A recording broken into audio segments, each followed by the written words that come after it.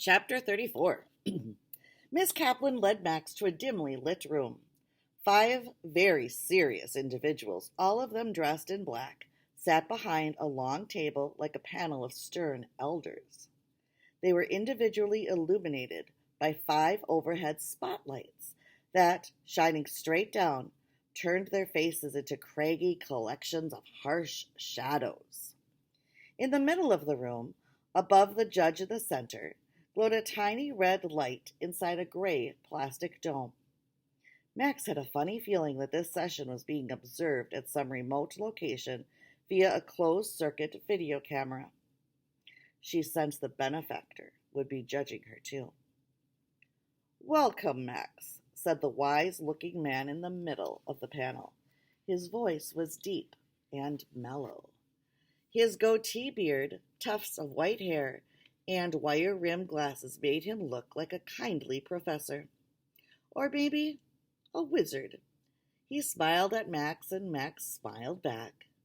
We 5 have been chosen to help the benefactor select our instrument of change. The kindly woman sitting to his right spoke next. We, of course, have endeavored to give you and the other contestants every opportunity to succeed. For this is a once-in-a-lifetime opportunity, not only for each of you, but also for our planet. If we choose incorrectly, the man in the middle said, the consequences would be worse than dire. They would be catastrophic. Whoever we choose, boomed the woman to his left, must help guide our planet to its best possible future. Max nodded. This has been a totally amazing opportunity. I know I can make the world a better place. So can all the other contestants. They're all great. They're also my new friends. Actually, they're my first friends. Well, I mean, among people my own age. Mr. Kennedy was my friend.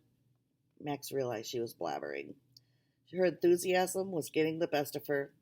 Again. She took a deep breath. At the end of the day, she told the judges, I want to be like my hero Albert Einstein.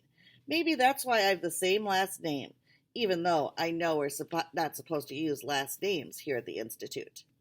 I want to change the world for the better. Einstein once said, the ideals that have lighted my way and time after time have given me courage to face life cheerfully had been kindness, beauty, and truth. Those are the ideals that I want to light my way to. Well said, Miss Einstein, remarked the man in the middle. Why then, if you so thoroughly understand the significance of this opportunity, did you fail your written exam so miserably? Why, demanded the woman to his right, consulting her notes, did you complete it in 20 minutes, when you were allotted a full 8 hours? Why did you only answer 2 questions? Answered the angry-looking judge at the end of the panel. Were you in a rush to return to your room and watch your favorite YouTube videos? No, sir. She was stunned. Did I really fail the test? Of course you did, sputtered the angry judge. As I stated, you only answered 2 questions. I know. Those were the only 2 that needed answering. The other 48 were simply a prologue leading up to the last 2 questions that I did answer. Number 49, does science make the world safer? And 50, if Einstein were still with us, what would he be doing? If one could answer those final 2 questions, then they have answered the previous 48. The panel looked dumbfounded by her response. Would you like me to answer all the other questions right now? I memorized them all. That won't be necessary, said the man in the middle. Thank you for your time. You will hear from us after we consider or complete our deliberations. Thank you. Max turned around and was ready to exit when an angry voice cried out, What was question number 17, young lady? It was the shrunken judge at the far end of the panel. She turned to face him. If the universe is infinitely expanding, then how can humans' actions be considered significant? The answer, of course, is simple. All human life is significant, and therefore should be honored.